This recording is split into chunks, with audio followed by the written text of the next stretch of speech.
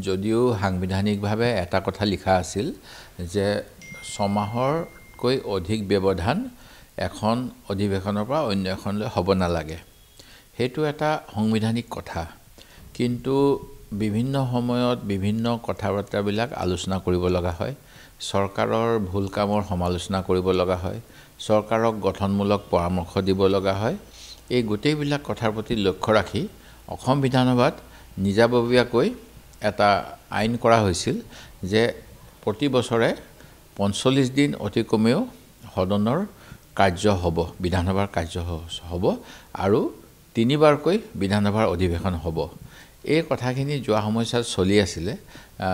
যোৱা সময়ত মই যেতিয়া বিৰোধী দলপতি হিচাপে আনকি অধ্যক্ষ মহোদয়ক পত্ৰও লিখিছিলোঁ বিভিন্ন সময়ত যে বিশেষ অধিৱেশন লাগে অথবা আমাৰ যি বছৰেকত তিনিবাৰকৈ হ'ব লাগে সেইখিনিও সোনকালে অনুষ্ঠিত কৰক এনেকৈ আমি কৰি আছিলোঁ কিন্তু শেহতীয়াকৈ যিটো সংবিধানত লিখা আছে লিপিবদ্ধ তাৰ দোহাই দি অসম বিধানসভাৰ এখন কমিটি গঠন কৰি দিছিল অধ্যক্ষই বিভিন্ন বিষয়াক লৈ আৰু বিষয়াসকলে সংবিধানত 6 মাহতকৈ অধিক দিনৰ ব্যৱধান নোহোৱাকৈ অধিৱেশন হ'ব লাগে বুলি যিখিনি উল্লেখ আছে সেই কথাখিনি থকাৰ কাৰণে আমাৰ নিজৰ যিটো ব্যৱস্থা হৈছিল সেই ব্যৱস্থাটো বাতিল কৰি দিলে আৰু ইয়াৰ ফলত আমাৰ যিটো পূৰ্বৰ পৰা আমি যেনে ধৰণেৰে বিধানসভাৰ অধিৱেশনত বিভিন্ন কাম-কাজৰ আলোচনা কৰিছিলোঁ ৰাজ্যৰ বাবে চৰকাৰক পৰামৰ্শ দিছিলোঁ ইয়াৰ পৰা আমি বঞ্চিত হ'ম অসমৰ ৰাজ্যৰ যিবিলাক বিভিন্ন সমস্যা সেইবিলাক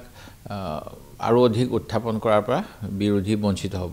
আৰু এনে কৰিলে নিশ্চয় চৰকাৰী পক্ষ লাভান্বিত হ'ব তেওঁলোকে যিকোনো কাম কৰি যাব পাৰিব সমালোচনাৰ কোনো থল নাথাকিব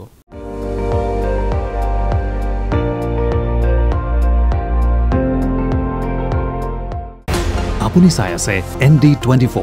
সৰ্বশ্ৰেষ্ঠ নহয় সৰ্বোত্তমৰ দৌৰা